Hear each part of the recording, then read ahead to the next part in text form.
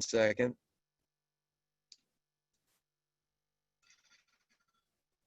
Okay, so we've invited James Murray.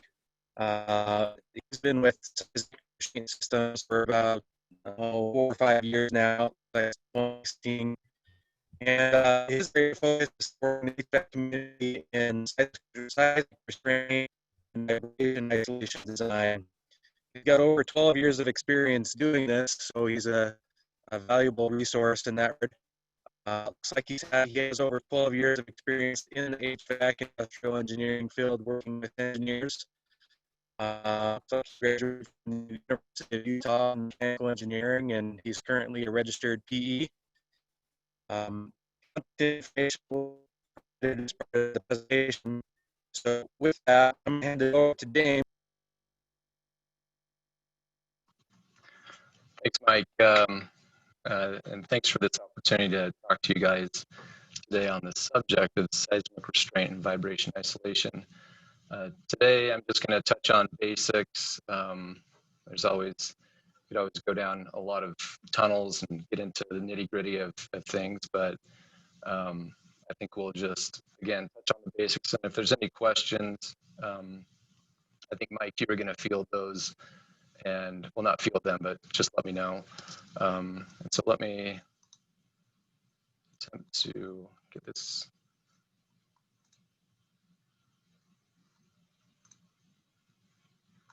Okay, and let me know if you can see this.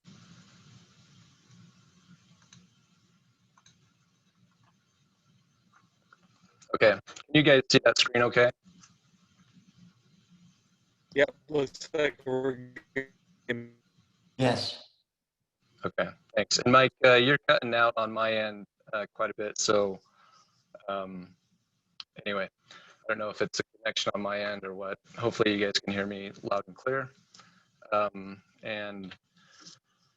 thanks for the introduction. As you mentioned, you know, just a little over 4 years I've been with seismic restraint systems as a project manager. I do have a host of PE licenses, mainly here in the Western United States. So, you know, since you gave that introduction, we'll just move right into the overview of what we're going to be talking about today. So the basics, we'll just kind of go through some of the recent activity within the last year up there in Boise, Idaho. I didn't encapsulate the entire of Idaho, but I think you'll forgive me for that. And then we'll just compare that to some of the activity that we're experiencing down here in Utah.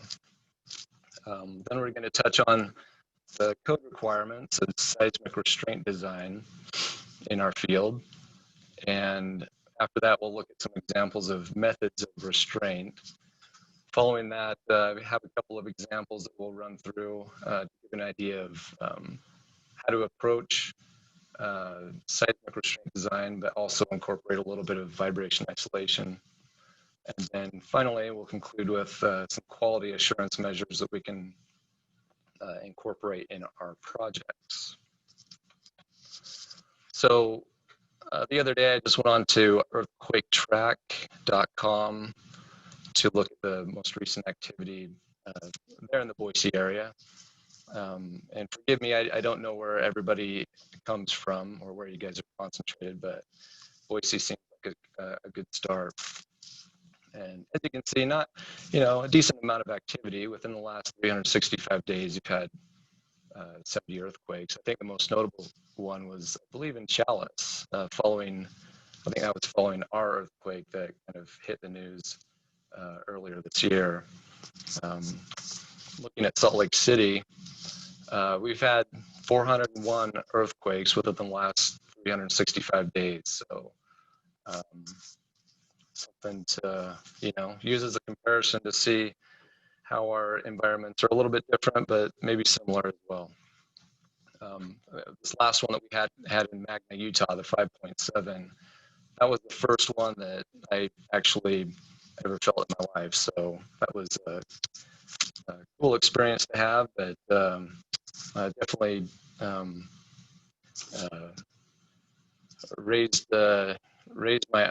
opened my eyes to the necessity of this aspect that we use in our design. So I grabbed this graphic from the U.S. Geological Survey, and it was kind of an interesting one. As stated on the left, it's just a hazard map showing areas where they have a 2% probability of having peak ground accelerations exceeding the peak ground accelerations in that area within the next 50 years. So I don't know exactly the details of how they get into the probability of all that stuff, but I think it matches up pretty closely to where you would expect seismic events to happen. We've got, at least in Utah, that whole Wasatch Front corridor. In Idaho, I usually see projects with a higher seismic requirement in Pocatello area, Idaho Falls, which makes sense. Anyway, something to keep in mind. So code requirements, the governing codes that primarily that I've used in the past and that govern our work going forward is, if you're in the piping design, you're going to be jumping into ASME B31. You're going to be getting into your stress analysis there. And that code requires us to take into account effects such as pressure, temperature, ambient influences, and dynamic effects. And those dynamic effects are going to be the vibration, the earthquakes, the wind, and ASCE, so 7-16, that's where we're going to find our equations for the seismic and wind components of those dynamic effects. And we'll jump in later in this presentation and look at the governing equation for our horizontal seismic force. That's what we'll use in an example as well. And then finally, IBC, referencing 2015, they have a section on special inspections. And we'll just touch on that, what's required and how we incorporate special inspections in our projects.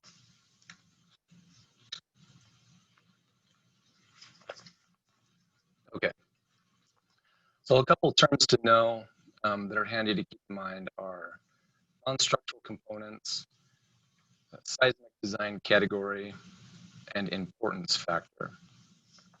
Those are the key things that I look at initially when a project comes out to bid, to make sure that those have been specified correctly. Because what I do here at Seismic Restraint Systems is we develop delegated design submittals for projects when they,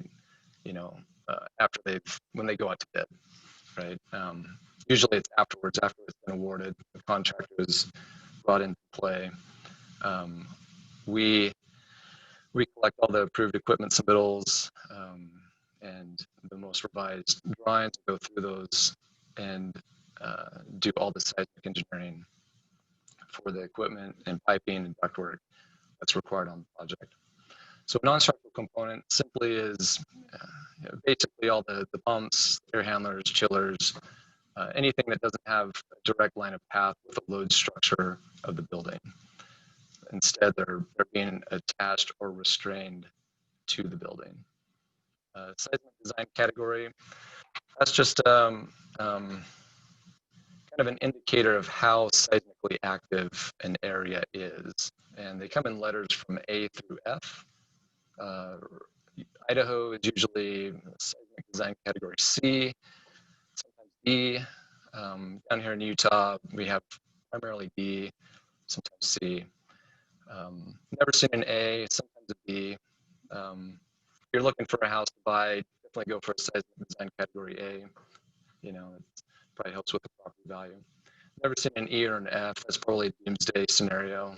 Probably want to avoid that area. Anyway, classifying the seismic design category, it's based off of site-specific data.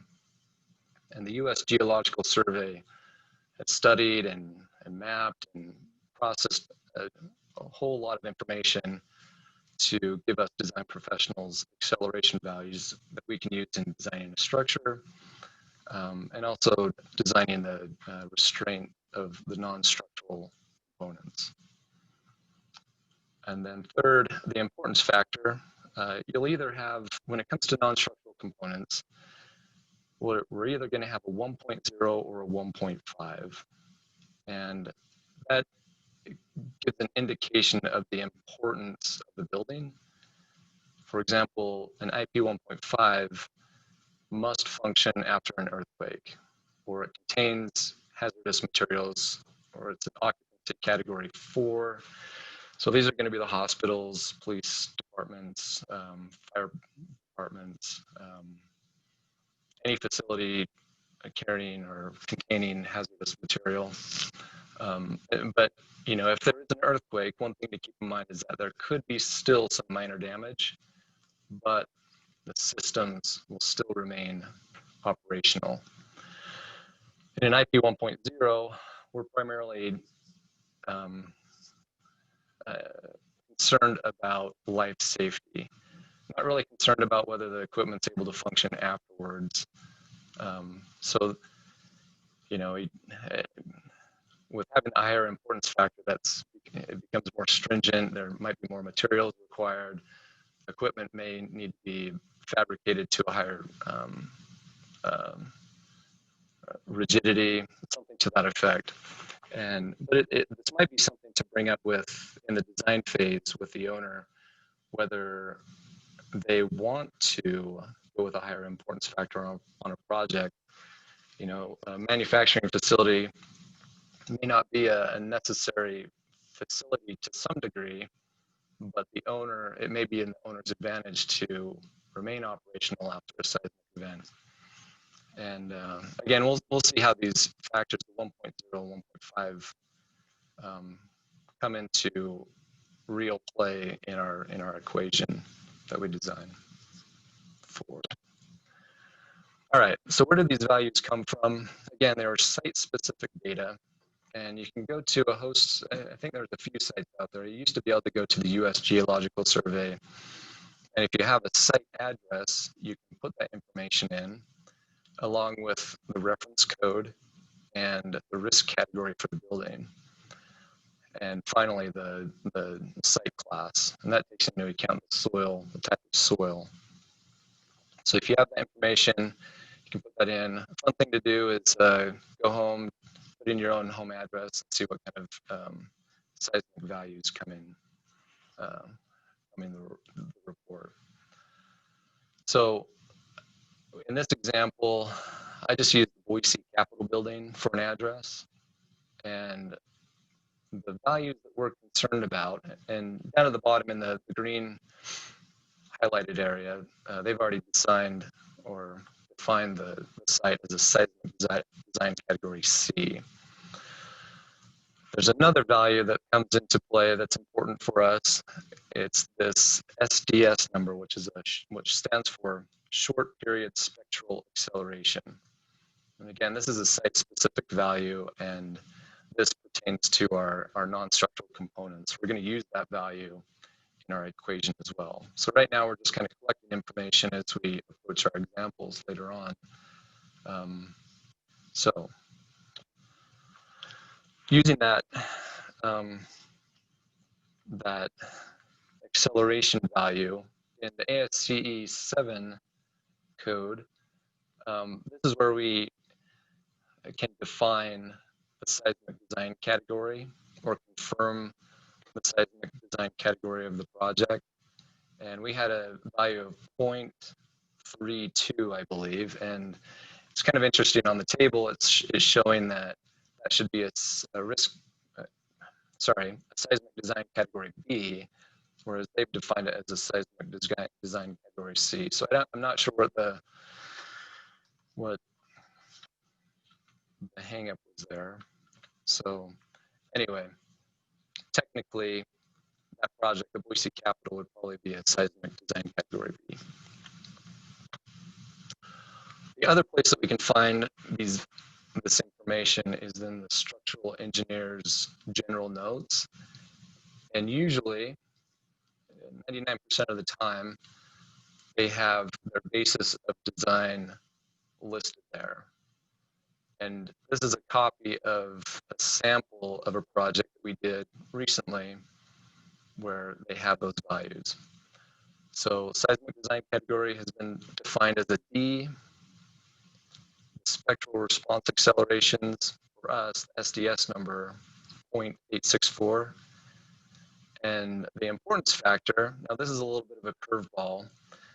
They didn't list the non-structural component importance factor, IP. Instead, they listed the IE, which is specifically for the designing of the structure, 1.25.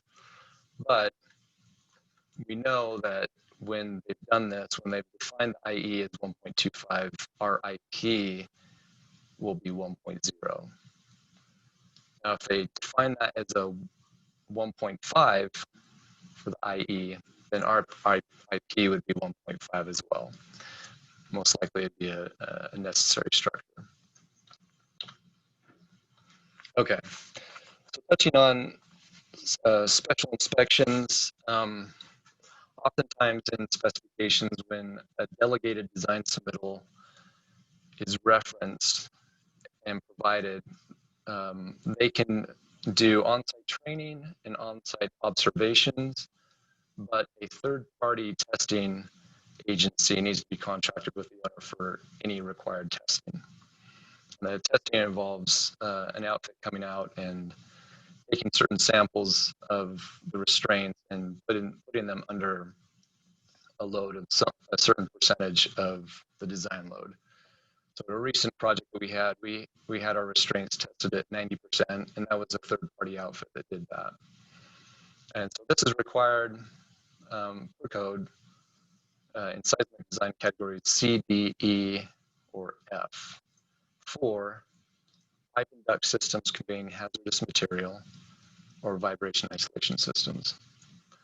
So something to keep in mind, you know, when the manufacturer's representative for the delegated design comes out, they really are just doing either training for their specific installation for their proprietary item, or they're providing a site observation for the installed components.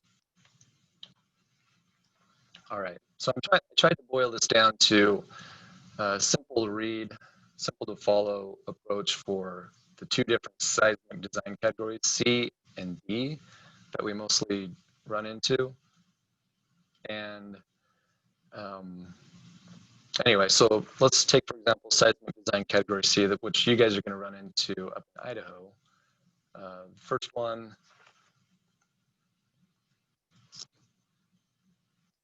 being, okay, so if we have an IP 1.0, seismic design category C, the equipment is exempt from having seismic calculations, or that the section chapter 13 of the ASCE 7 is exempt.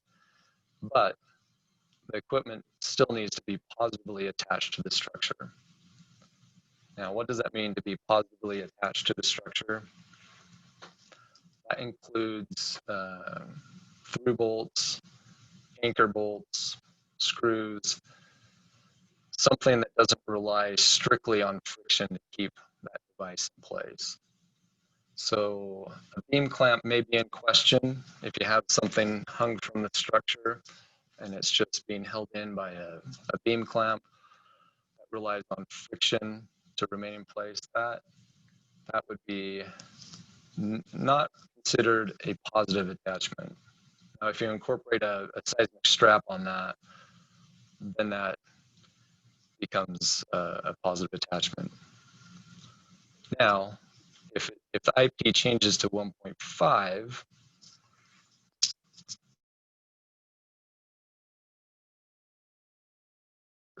any ductwork greater than 5 pounds per foot, we need to make provisions to prevent any kind of swaying by means of a brace or installing the ductwork tight to the structure. Inline components greater than 20 pounds need to be restrained as well. Piping 2 inches in diameter, that needs to be included in seismic design. And also any trapeze assemblies, 10 pounds per foot, need to be incorporated.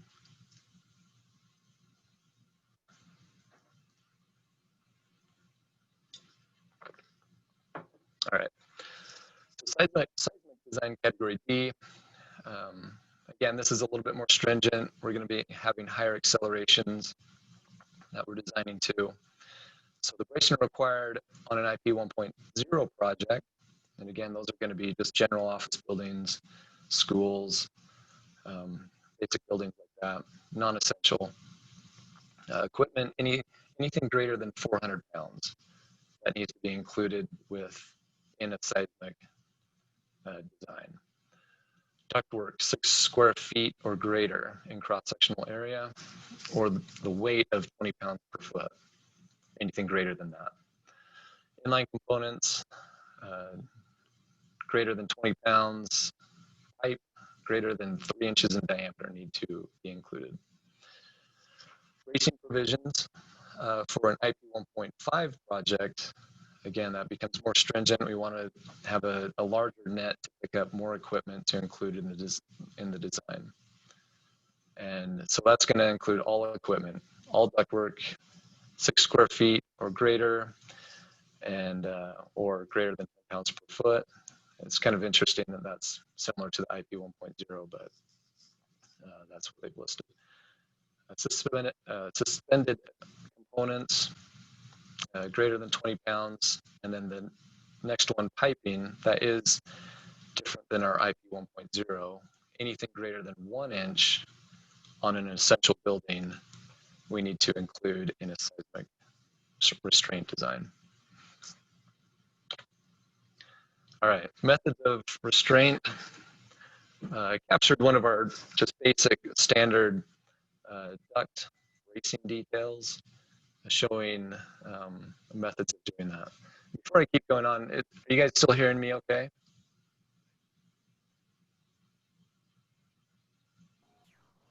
Pretty good. There's a little bit of breakup every now and again, but it's pretty good. Okay, thanks. Yeah. Want to keep going on and not be heard. So, all right. So I'm sure you guys have seen this in the field if you've run into a project with bracing. We give options of either a unistrut rigid support or cable supports. Either one could be incorporated. You could either, if you're using cables, keep in mind there needs to be cables on the opposing side. If you're using unistrut as a restraint method, oftentimes you can do that with just a restraint on a single side, on one side. One thing that we did run into, I don't know if you can see my cursor, oftentimes you'll see a strut nut and bolt that clamps on to the unistrut. A better design that we found is a through bolt through the unistrut. If you do have an imposed force, you're relying on that friction of that strut nut to prevent any kind of slippage. So also with a ductwork, it does need to be attached physically to the trapeze support with either sheet metal screws or something to that effect. Finally, the all thread that supports the trapeze may need to have rod stiffener included with that all thread. So that rod stiffener can come in the shape of unistrut, or sometimes EMT conduit or Schedule 40 pipe sleeved over the all thread could be an acceptable approach. And this is going back to the slide, the original. This bracing is, as it says, for a transverse brace. And in general, when you're walking through a project, make sure that the contractor installed this bracing. In general, you usually need to see 2 transverse braces and a longitudinal on a run of duct. Here's a standard detail for a longitudinal brace, very similar. We've got cables as an option or unistrut. Again, an option for the contractor if they want to go with a proprietary cable or go with just standard issue unistrut, P1000.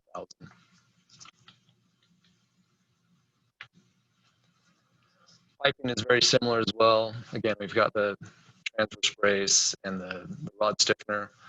The one thing that we've included in our detail on this one is a pipe sleeve over the rod for the clevis hanger to prevent any kind of buckling of that cradle and potentially failing. And again, same thing with ductwork. We want to see at least, transverse braces, 2 of them per run of pipe. And that's usually a spacing of 20 to 30 feet. And again, it depends on the size of the pipe. It could be that spacing could reduce drastically if we're dealing with 10, 12 inch, 14, 16 inch pipe. I definitely need to keep a close eye on that. A longitudinal brace on piping. We need to get a physical connection to the pipe.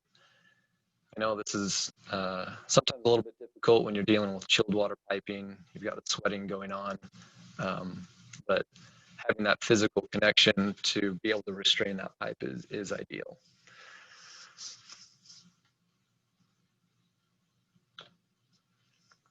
Suspended equipment, cables into each corner. Again, this is pretty straightforward. And the equipment may still need some rod stiffener on all threads supporting the equipment. And we may see more cables on equipment that increase in size. I know anything greater than 400 pounds, 500 pounds, you might be getting into a larger diameter cable or even more cables. So it's not always just coming off on a 45-degree angle in plan view on equipment.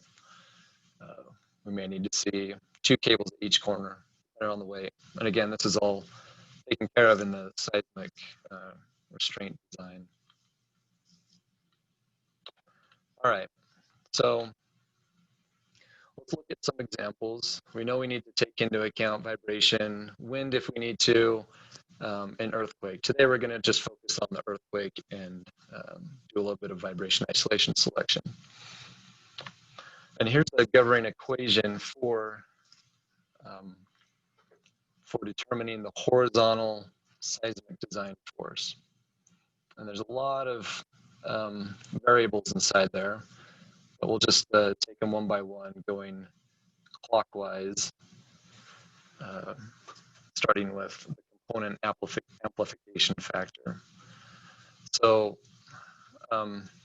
these are just factors that are included that I guess either increase or decrease that seismic design force based off of the construction of the equipment and the location of the equipment. And this AP value and the RP value, those are referenced in ASCE 7, table 13.6-1. And so if you look that up, if you have an air cooler or a cooling tower, a chiller, a boiler, they delineate what values those are that need to be incorporated in this equation. The short period spectral acceleration, that was our SDS value that we looked at the beginning. And again, that's site specific. We can grab that either online or look at the structural engineer's basis of design and grab that. Sometimes best to go with the structural engineer's published data. I've seen them different. Sometimes best just to go with them so we're all on the same page. Component operating weight, that's going to come from the manufacturer's data. And something to keep in mind with the operating weight is usually the published data, I guess it depends from manufacturer to manufacturer, but that operating weight may be new. When it goes into service, there may be some accumulation over time, such as with a cooling tower, you have sediment buildup, things like that. The next one would be the relative location factor. And depending on where your equipment is placed in the building can have a significant impact on the value of that seismic design force. So if you have it down at ground zero, your Z will be 0, your H could be anything. And so that multiplier of 2 drops out, and essentially that's that relative location factor is not a big increaser. Dropping down to the denominator, the component response factor. This takes into account a piece of equipment's ability to absorb energy due to a seismic event. You know, some things are just built a little bit more robust, can handle that input force. Other things may not. For example, you got some brittle material making up some pipe, your RP value would be 1 or 1.5. Whereas if you've got highly ductile piping that's either brazed or butt welded, your RP value would be 9 and up to 12, which would have a significant impact on reducing that seismic design force. As another comparable, if you're using mechanical couplings, the RP value is 4.5. So that could have an impact on the spacing of the restraints in the project. We usually like to see welded pipe because that pushes out the spacings or widens the spacings of the seismic restraints. Whereas with mechanical couplings or mechanical joints, those restraints are going to be tighter together. And then finally, the component importance factor, that's what we looked at before. That's either going to be 1.0 or 1.5. All right, so let's look at a few examples. And I pulled from an equipment data sheet, details on cooling tower. And so we're able to get the weight of that unit in its operating status or situation. And so they published a value of 15,960 pounds. Now, from an experience that I ran into, a cooling tower that had been in operation for quite some time, they wanted to replace some springs on their system, and they gave me some published data on the operating weight. Well, it turns out that they hadn't been through and descaled or cleaned the equipment, so it was actually about 50% more heavy than that published data. So we had to take that into account for the selection of the springs. So in this example, let's assume our weight's about 16,000 pounds. Our importance factor is 1.0. Our acceleration is 1.07. And our AP value is 2.5. RP 3.0. And we're going to install this cooling tower on grade. So maybe there's a stand, but let's assume that it's just directly on grade. We're going to bolt it into a housekeeping pad. I understand that cooling towers are usually installed on stands, but for this example, we'll just put it on the ground. So the calculation comes out to about, for the seismic design force, of 5,700 pounds. And so let's just keep that in the back of our mind as we look at the next example. In this example, we're going to put the cooling tower up on the roof. And so that increases our Z by H value to 1. And so you can see how much it increases the seismic design force, increases it to about 7,000 pounds. So with that value, with the FP, seismic design force, that's what we would take to run through the unit, look at the center of gravity, look at how many bolts are provided by the manufacturer, see how we're attaching it to the structure, do additional calculations to select an appropriate anchor bolt for this equipment. All right, example number 3. In this situation, we're going to put the cooling tower up on the roof again, but we're going to put the unit on springs. And we'll go through and select some springs, but the first thing to keep in mind is it changes our RP value. That the ability to absorb that energy up on that roof on the screen on the springs is such that it's going to reduce that, and it's going to increase our seismic design force. Now we're almost 11,000 pounds heavier than the example previous. Now the other equation that I didn't or haven't included was the vertical seismic design force. Just for simplicity, I just went through and calculated it on this one, and it's only 3,400 pounds.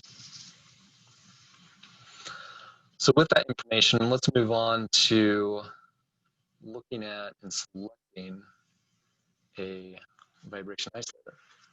So if you've got your 2019 ASHRAE handbook, HVAC applications handy, go to chapter 49. Table 47 is an excellent resource. The whole chapter is an excellent resource for selecting springs or vibration isolation for different equipment. And in that table, as you can see on the right, we've got our cooling tower, and all we need is RPM that the motor operates at. And in that, sometimes those run off VFDs. You definitely want to make sure that you're within the realm that's published. You know, if we're assuming that it's higher than 501 RPM or lower than that, then that's going to have an impact on the size of spring that we're selecting. So in this case, let's assume that our motor RPM is greater than 501. And so we come over here, we run along this row, and let's assume that this unit is placed on a floor span of 20 to 30 feet. And this tells us we need a base type of A, which A is isolator is attached directly to the equipment. Isolator type of 4, which is a restrained spring isolator. And the next slide will show what, you know, restrained spring isolator looks like. Essentially, it has a housing around the spring that keeps the equipment that's attached to it in place. And then finally, our third value is our minimum deflection. Now, ASHRAE's gone through all the thinking of, you know, taking into account all the details of where equipment might be located and, you know, what the best minimum deflection would be in that scenario. And this is what they've published. So this is going to keep you in the safe realm. It's going to let you sleep at night when you're trying to take care of a vibration problem. And so we need at least 3/4 of an inch of static deflection. That static deflection is the deflection of when you take the weight of the equipment and you set it on the spring, that will deflect 3/4 of an inch. And then you put it into operation. Hopefully, if there's any water filling, you need to take that into account, but you definitely want to get the equipment up to operating status before you know, you make any kind of adjustments on the spring. All right, so here's a picture of a restrained type vibration isolator. And this particular one is, I took it from Kinetics Noise Control. Their model number is FLSS-1. And so let's assume that on this cooling tower, we're going to place it on 8 springs. Now, when we do that, we just want to make sure that the manufacturer is okay with either a point load or this is acceptable with them. Sometimes cooling tower manufacturers require an additional support rail, a structural support rail provided underneath it. It's just one of those coordination items to be cognizant of. And then our static load per spring, we take the operating load, divide it into our spring, our number of springs of 8, and that gives us a static load of about 2,000 pounds. And looking at the options for a spring from the manufacturer's cut sheets, we see that the closest one would either be 1,700 or 2,200 Either one could be acceptable. With cooling towers, I like to fudge on the higher side just because you know that it's going to accumulate mass over time. And depending on how well the maintenance is being performed on that cooling tower, you know, you may want to have that buffer. Springs typically come with a 50% over rating that can usually handle that. But again, I like to put a little bit more into that, just personal preference. And so we've done a preliminary selection of the Kinetics FLSS-1-2200. These model numbers are pretty similar between manufacturers, VMC Group and others. They'll usually publish the load rating within that and the static deflection as well.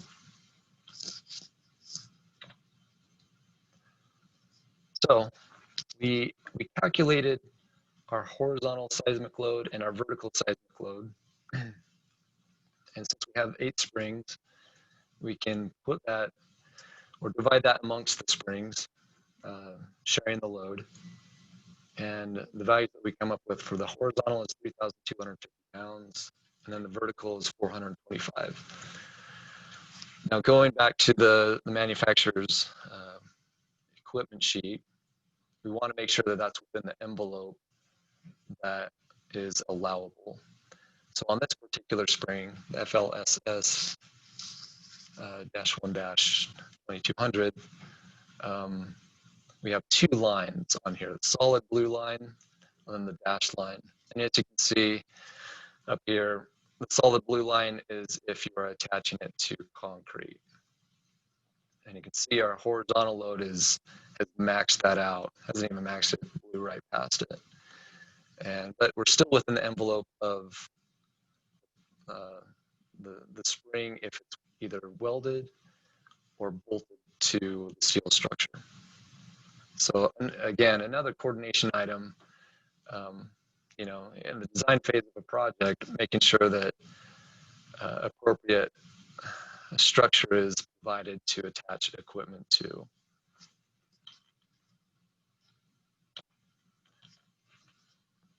All right.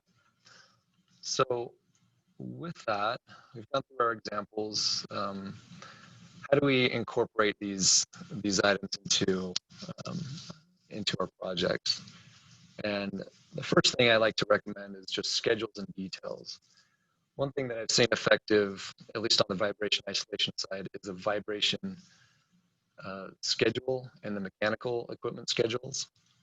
And it'll list, I've seen it listed with each piece of equipment and the minimum static deflection required for each one. Again, that just makes it very clear. They even go as far as like saying the type of vibration isolator. Another way of resolving this would be within your specifications 230548 or 220548 with schedules in there with all the equipment and where it could be located in the building and what minimum deflection is required. Details are always helpful as well too.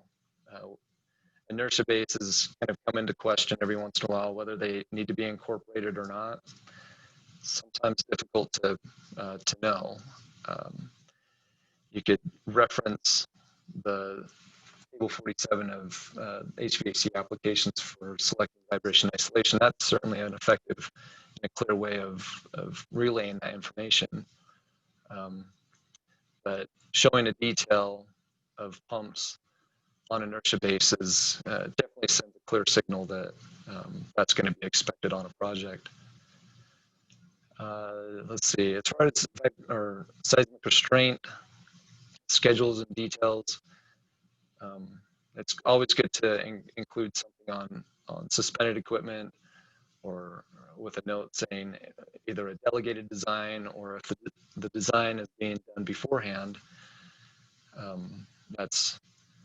That's definitely something to take into account.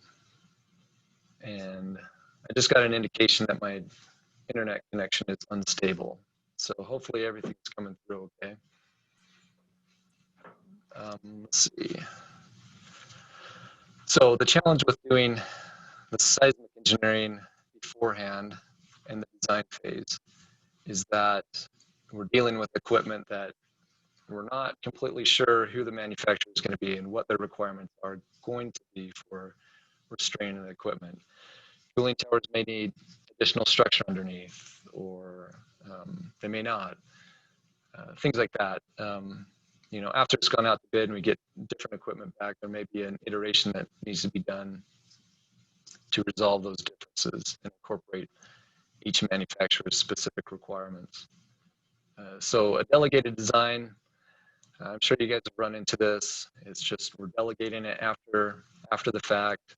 The contractor needs to take into account that they need to provide provisions to provide a seismic submittal based off of their approved equipment. That just, again, make sure that we've got the right information the first time and we're good to go. A review of the seismic submittal by structural and mechanical is always helpful as well. Get eyes on the structural engineers, the structural engineer of record on the project, if they're willing and able. That, again, good quality assurance. Site observations by the manufacturer's representative. If you're having a proprietary cable restraint incorporated with the project, always good to have them requirement to come out 1 or 2 site visits, either for training or for, again, just that site observation. And following the conclusion of the project, making sure that those things are incorporated, a final approval letter would definitely be warranted. Again, that pretty much puts the onus on the seismic, the person who did the delegated design submittal, that they've put their eyes on the project and they're comfortable providing a letter saying, yes, we agree. Third-party testing, that's always a good one too. It definitely comes with a cost, and that is something that needs to be coordinated between, I believe, the owner's representative and a third-party testing agency. You know, you couldn't have the third-party, or you couldn't have the testing agency be the same as the manufacturer's representative for that seismic design submittal. So anyway, that's kind of a quick basic overview of seismic restraint design, vibration isolation. If anybody has any questions, I'd be happy to field those.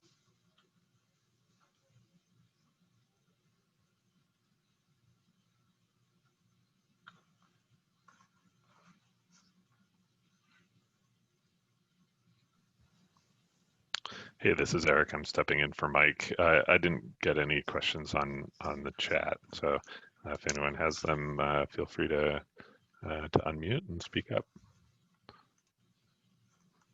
This is Chris with Midgley Huber. Thank you, James. I have a question, which has come up with some engineers that have proposed or have asked me this, do you have access to details, or do you know where details can be found, like a typical detail, kind of like that one with the ductwork that you're showing that was braced, or is that something that the engineer just needs to draw on their own because they're all proprietary? That's a good question. We've done that in the past, no problem. Getting just a standard detail that can be passed along. Again, it would be coming with the caveat that any kind of seismic restraint would need to be incorporated in a delegated design submittal, or if it needs to be engineered, then that would need to be delineated. But we've done that before. So are you saying it's something that you or others who do similar things might offer? It's just like a standard detail, or something that you have access to? Yeah, correct. We definitely want to have some dialogue with them just to make sure we know what the conditions are. Okay.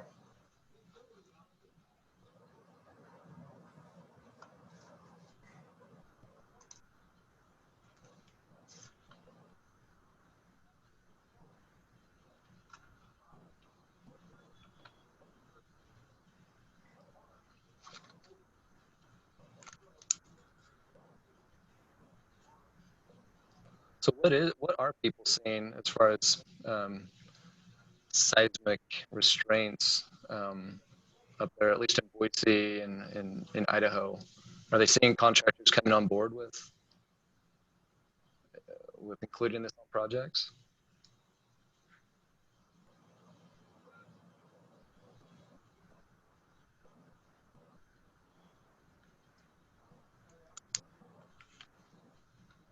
I'll chime in here, James. One thing that that I've seen is, in general, I feel like it's often very much like underspecified, in a sense that the only thing that will trigger a need to say, oh, hey, we might need to look at seismic on this. It's just like one little note in the spec or one detail on the plans that is kind of like, oh, wait, we should be looking at this. And so that's kind of, I feel like, from a manufacturer's representative standpoint, that's what triggers it a lot of times. But I feel like, I don't know, I feel like it could be specified a lot more clearly in our market personally. Yeah, that's a good point. It definitely comes down to the boots on the ground who are at the project site, reviewing engineer, code, the inspector on the project, making sure that it is incorporated. And again, looking at that screen earlier on, Idaho primarily, Boise, you guys probably don't run into too many projects that require this. But definitely Pocatello, Idaho Falls, approaching that area, but also in Boise, if you have essential facilities, that definitely is a trigger to make sure that this is incorporated. We had an earthquake last night, for what it's worth. Oh, you did? Yeah, just a little one. Wow. What was how big was it? I don't know, enough that we noticed it, but it wasn't like, I don't know, if I had to guess from like where we were, I don't know, it didn't feel like much, probably no more than like a 4, but who knows where it was. I didn't look it up. Let's see. Yeah, it's definitely when you go through one, when you experience it, it definitely makes it a little bit more real. Just it hasn't happened for a long time, so kind of taking our chances. But also, along with the delegated submittal, it's not just seismic. Sometimes wind needs to be incorporated as well. Down here, the calculations that we see for seismic pretty much take care of any threat of wind. But if you have a low seismic design category area, you could still have a lot of wind. Take for example, Wyoming. Anyway.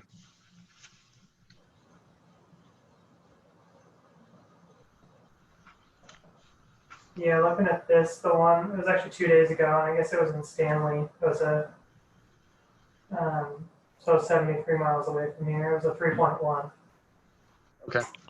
Yeah, we've been feeling aftershocks since the 6 point something up in Stanley a few months ago. Yeah. Yeah, so here's a recommendation for anybody. I don't know if anybody's ever been to the Buffalo Bill Museum in Cody, Wyoming.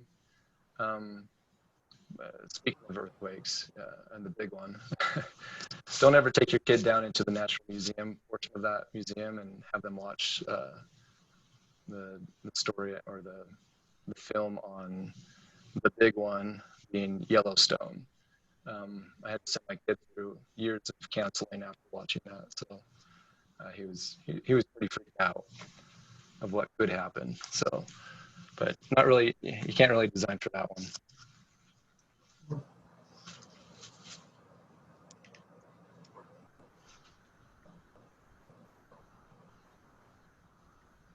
All right, well, thanks, James. That was an interesting topic. Yeah, no problem. Yeah, thank you, James. Appreciate it. Thanks, Jerry. Yeah, if anybody has any other questions too, I mean, and they come up afterwards, and you have my contact information, shoot me an email and I can, respond to that. Maybe there's something you wanted a little bit more detail on. I'd be definitely happy to take care of that. There was a question in chat asking where we can turn for resources. Where you can turn for resources? Yeah, presumably about seismic restraint specs. Yeah. As far as resources for specs, shoot some examples, maybe snippets of something that was effective. Resources for, if there's any kind of detail, yeah, shoot me an email. I can send something your way. It's always good to have handy that ASCE 7, and the current one is 16, because that's going to go into really get into the details of all the code requirements. One thing that floats around down here in Salt Lake is this ambiguous 12-inch rule, and explaining it in a presentation would be, it put me to sleep. But how they've clarified it in the code, it's just something good to be cognizant of. Oftentimes, if someone, they see a rod supporting some pipe that's 12 inches or less, they say, oh, I don't need to put seismic on that.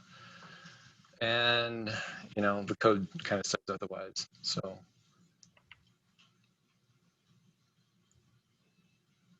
hopefully that answered the question.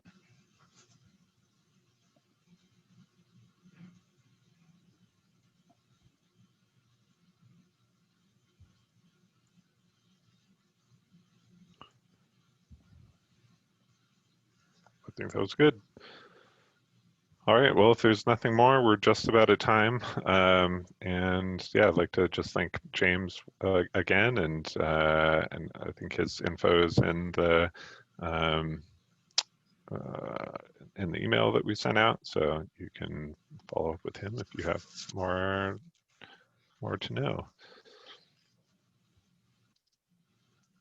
Thanks, Eric. Thank you. Thanks, guys. Thanks, Chris. Yeah, thanks, everybody.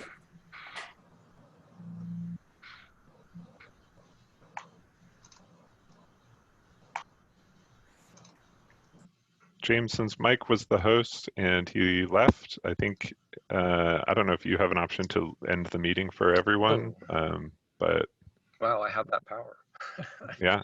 I know, I was looking at trying to end, and it says end meeting for all. I'm like, ooh. Feel free to use it. All right. Well, thanks again. Yep. Thanks so much. Have a good one. See you. You too. Bye.